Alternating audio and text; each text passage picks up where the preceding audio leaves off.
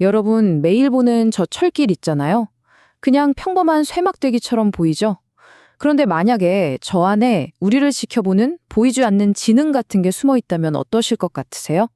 오늘 바로 이 선로 속에 숨겨진 아주 놀라운 비밀을 한번 파헤쳐 보겠습니다. 자, 그럼 이걸로 한번 시작해 볼까요? 이 거대한 쇳덩어리, 이 철길이 도대체 어떻게 바로 자기 위에 기차가 있다는 걸 알아채는 걸까요? 혹시 뭐 마법이라도 부리는 걸까요? 아니요, 그럴 리가요. 이건 사실 100년도 더 된 아주 기발한 공학 기술 덕분입니다. 이 미스터리를 푸는 열쇠가 바로 이 문장 안에 다 들어 있습니다. 궤도회로는 열차 kum제의 시작점이고 모든 신호 논리는 궤도 점유 여부에서 출발한다. 자, 여기서 딱 한 단어, 궤도회로. 이거 하나만 꼭 기억해 주세요. 오늘 이야기의 핵심이거든요. 좋습니다. 그럼 이제 본격적으로 한번 들어가 보죠. 도대체 어떻게 이 차가운 금속 조각이 뭔가를 인식하는 그런 능력을 가질 수 있었을까요? 그 비밀을 지금부터 하나씩 알려드리겠습니다. 네, 그 궤도회로라는 게 뭐냐면요. 아주 간단하게 말해서 이 강철 레일 있죠? 이걸 그냥 거대한 전기 회로의 일부로 써버리는 시스템이에요. 이 회로를 이용해서 지금 이 구간에 기차가 있나 없나 이걸 알아내는 거죠. 철도 신호 기술의 정말 가장 기본 중의 기본이라고 할 수 있습니다. 자, 이제부터가 진짜 재밌는 부분입니다. 이 시스템이요, 들어보시면 와, 이렇게 간단한데 이렇게 천재적이라고? 하실 거예요. 얼마나 우아하고 단순한 원리로 돌아가는지 한번 같이 보시죠. 이거요, 그냥 전기적인 부비 트랩이라고 생각하시면 이해가 확 되실 거예요. 자, 1단계. 한쪽 끝에 있는 송신기에서 한쪽 레일로 아주 약한 전기 신호를 쫙 쏩니다. 그럼 2단계. 이 신호는 레일을 따라서 저 반대편 끝에 있는 수신기를 향해 가겠죠. 3단계. 수신기가 이 신호를 딱 받으면 시스템은 이 길은 깨끗하구나, 즉 클리어 상태라고 판단해요. 자, 그런데 4단계. 기차가 이 구간으로 들어오면 어떻게 될까요? 기차의 그 금속 바퀴랑 차축이 양쪽 레일을 딱 연결해버리면서 말하자면 합선을 시켜버리는 거예요. 그럼 5단계, 원래 수신기로 가야 했던 신호가 길을 잃고 기차 바퀴를 통해 옆 레일로 훌쩍 넘어가 버립니다. 결국 수신기는 신호를 못 받게 되고 시스템은 신호가 안 오네? 여기 기차가 있구나, 즉 오큐파이드 상태로 바꾸는 거죠. 어때요? 원리는 정말 간단하죠? 하지만 진짜 천재적인 설계는 바로 지금부터입니다.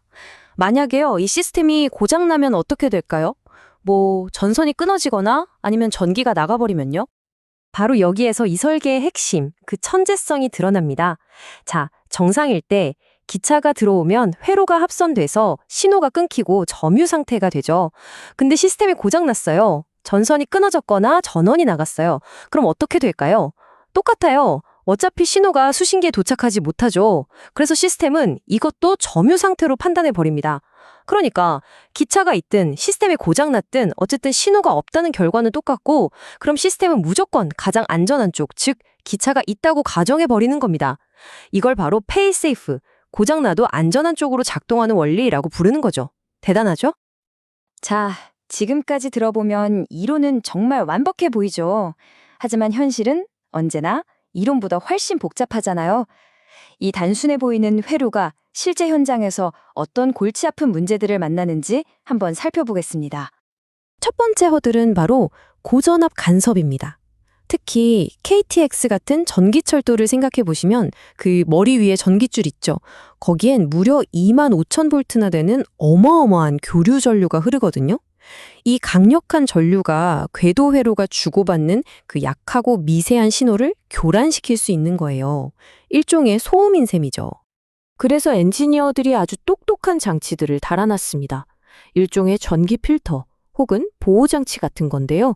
이 장치들이 마치 보디가드처럼 딱 버티고 서서 방해되는 강력한 전류는 넌 들어오지 마 하고 막아주고, 우리가 꼭 필요한 그 미세한 신호만 넌 통과 하면서 안전하게 들여보내주는 역할을 합니다. 자, 두 번째 문제는 좀 더 물리적인 겁니다.